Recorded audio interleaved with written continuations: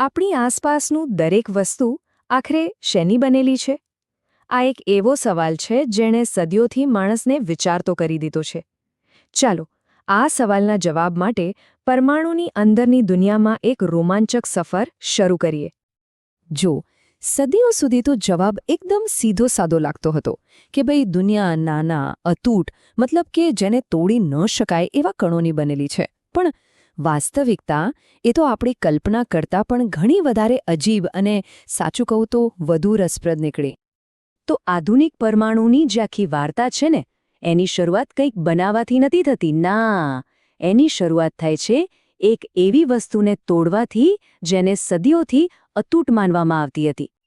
અને એની શરૂઆત થઈ અહીં દેખાતા એક પ્રયોગથી, કેથોડ રે ટ્યુબ. 19મી સદીના અંતમાં વૈજ્ઞાનિકોએ જોયું કે આ ટ્યુબમાંથી એક રહસ્યમય કિરણ નીકળી રહ્યું છે. અને આ કિરણ એ પહેલો નક્કર સંકેત હતો કે પરમાણુની અંદર પણ કંઈક બીજું છે, કંઈક નાનું અને ઋણવીજભારિત. પછી આવ્યા જે થોમ્સન. 1997માં એમણે આ કણને ઓળખી કાઢ્યો અને એને નામ આપ્યો ઇલેક્ટ્રોન. બસ આ એક જ શોધથી પેલું સદીઓ જૂનો અવિભાજ્ય પરમાણુનો વિચાર હંમેશ માટે તૂટીને ભૂક્કો થઈ ગયો. અને આ એક શોધે જાણે વિજ્ઞાન જગતમાં ભૂકંપ લાવી દીધો. પછી તો જુઓ, આગામી થોડા જ દાયકાઓમાં એક પછી એક ક્રાંતિ થઈ. દરેક નવો વૈજ્ઞાનિક આવતો, જૂના સિદ્ધાંતોને પડકારતો અને પરમાણુની એક તદ્દન નવી જ તસવીર દુનિયા સામે મૂકતો. સારું, તો હવે એક નવો સવાલ ઊભો થયો. જો પરમાણુમાં આ નાના નાના ઇલેક્ટ્રોન્સ છે, તો પછી એ ગોઠવાયેલા કેવી રીતે છે?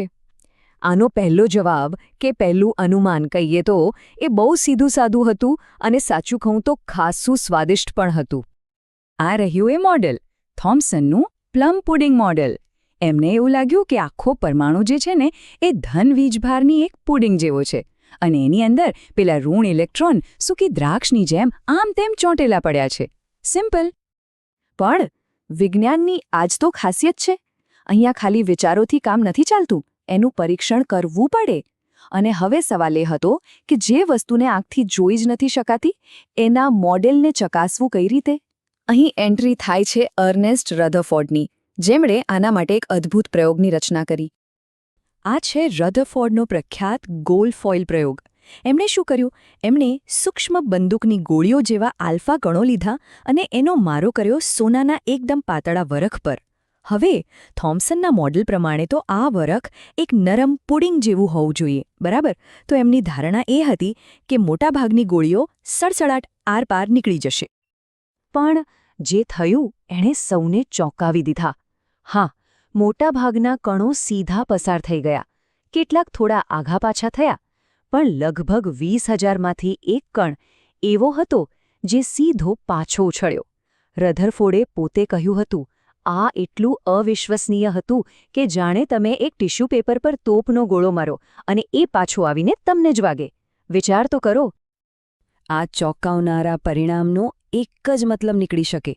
પરમાણુનો બધો જ ધનવીજભાર પેલા પુડિંગની જેમ ફેલાયેલો નથી, પણ એ બધો જ એક અત્યંત નાના, અત્યંત ઘટ્ટ કેન્દ્રમાં જમા થયેલો છે. અને આ કેન્દ્રને જ નામ મળ્યું ન્યુક્લિયસ. તો આનાથી પરમાણુની એક બહુ જ સુંદર નવી તસવીર સામે આવી. કેવી? એક નાના સૌરમંડળ જેવી. વચ્ચે સૂરજ જેવું ન્યુક્લિયસ અને આસપાસ ગ્રહોની જેમ ફરતા ઇલેક્ટ્રોન. બહુ સરસ લાગે છે ને? પણ આ સુંદર દેખાતા મોડેલમાં એક બહુ જ મોટી, ઘાતક ખામી હતી. તો રધરફોર્ડનું મોડેલ એક બહુ મોટી સફળતા હતી. એણે કહ્યું કે પરમાણુ મોટે ભાગે તો ખાલી જગ્યા છે, બરાબર વચ્ચે એક નાનું, ઘટ્ટ કેન્દ્ર છે અને એની આસપાસ ઇલેક્ટ્રોન ચક્કર લગાવે છે. પણ સમસ્યા અહીં જ હતી. તે સમયના ફિઝિક્સના જે નિયમો હતા ને, એમના પ્રમાણે આવી ગોઠવણ શક્ય જ નહોતી. કેમ? કારણ કે નિયમ એવો હતો કે ગોળ ફરતો કોઈપણ વીજભારિત કણ, જેમ કે ઇલેક્ટ્રોન, સતત ઊર્જા ગુમાવતો જાય. અને જો એવું થાય તો ઇલેક્ટ્રોન ધીમે ધીમે સર્પાકાર ગતિમાં કેન્દ્ર તરફ ખેંચાતો જાય અને આંખના પલકારામાં જ બૂમ, કેન્દ્રમાં સમાઈ જાય. આનો સીધો મતલબ એ થયો કે પરમાણુ તો સ્થિર રહી જ ના શકે, એનું અસ્તિત્વ જ ન હોઈ શકે. હવે આ તો મોટી મૂંઝવણ થઈ. પરમાણુ તો છે, આખી દુનિયા એની બનેલી છે, પણ નિયમો કહે છે કે એ હોઈ જ ન શકે. તો આનો મતલબ શું? મતલબ એ કે નિયમો જ ખોટા હોવા જોઈએ. અને બસ આ જ વિચાર સાથે નીલ્સ બોહરે કલ્પનાની એક એવી છલાંગ લગાવી જેણે બધું જ બદલી નાખ્યું. બોહરે એક ક્રાંતિકારી વિચાર રજૂ કર્યો. એમણે કહ્યું કે ઇલેક્ટ્રોન ગમે ત્યાં આડેધડ ફરી નથી શકતા. એમની જગ્યાઓ ફિક્સ હોય છે, જેમ કે કોઈ નિસરણીના પગથિયા. એ પહેલા પગથિયા પર હોઈ શકે, અથવા બીજા પર, અથવા ત્રીજા પર. પણ એ બે પગથિયાની વચ્ચે હવામાં ક્યારેય ન રહી શકે. એ એક સ્તરમાંથી બીજામાં કૂદકો મારી શકે, પણ વચ્ચે ક્યાંય અટકી ન શકે. આ જ વિચારને કહેવાય છે ક્વોન્ટાઇઝેશન, કે ઇલેક્ટ્રોનની ઊર્જા સતત નથી, પણ નિશ્ચિત પેકેટ્સમાં જ આવે છે. અને આ એક જ વિચારથી બે મોટા કોયડા ઉકેલાઈ ગયા.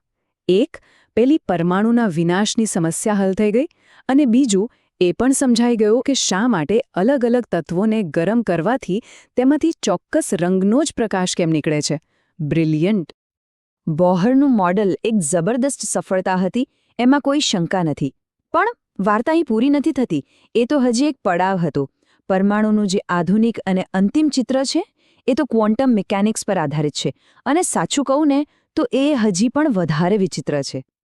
જુઓ, શ્રોડિંગર જેવા વૈજ્ઞાનિકોએ જે આધુનિક મોડેલ આપ્યું, એણે પેલી નિશ્ચિત કક્ષા કે માર્ગનો વિચાર જ કાઢી નાખ્યો. એની જગ્યાએ એક નવો શબ્દ આવ્યો, કક્ષક, એટલે કે ઓર્બિટલ. આ કોઈ રસ્તો નથી, પણ એક એવો 3D વિસ્તાર છે જ્યાં ઇલેક્ટ્રોન ક્યાંક હોઈ શકે, એની માત્ર સંભાવના છે.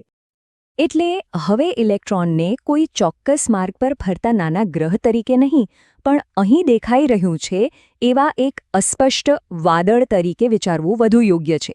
આ વાદળ એ બતાવે છે કે ઇલેક્ટ્રોન ક્યાંક આ વિસ્તારમાં હોઈ શકે છે, પણ ચોક્કસ ક્યાં એ કોઈ કહી શકતું નથી. અને આ મોડેલની ખરી તાકાત અહીં જ દેખાય છે. ભલે તે વિચિત્ર લાગે, પણ આ જ કક્ષકોના જે ચોક્કસ આકાર અને ઊર્જા સ્તર છે ને, એ જ એવા મૂળભૂત નિયમો બનાવે છે જેના પર આખું રસાયણશાસ્ત્ર ચાલે છે. આપણું આખું પિરિયોડિક ટેબલ એ આ જ નિયમોનું પરિણામ છે. તો એક નક્કર ગોળાથી શરૂ કરીને આપણે એક ભૂતિયા સંભાવનાના વાદળ સુધી પહોંચી ગયા. પણ આખી સફરના અંતે એક બહુ જ રસપ્રદ સવાલ ઊભો થાય છે, જે આપણા રોજિંદા અનુભવ સાથે જોડાયેલો છે. आप हमारी YouTube चैनल को लाइक करें, शेयर करें और सब्सक्राइब करें।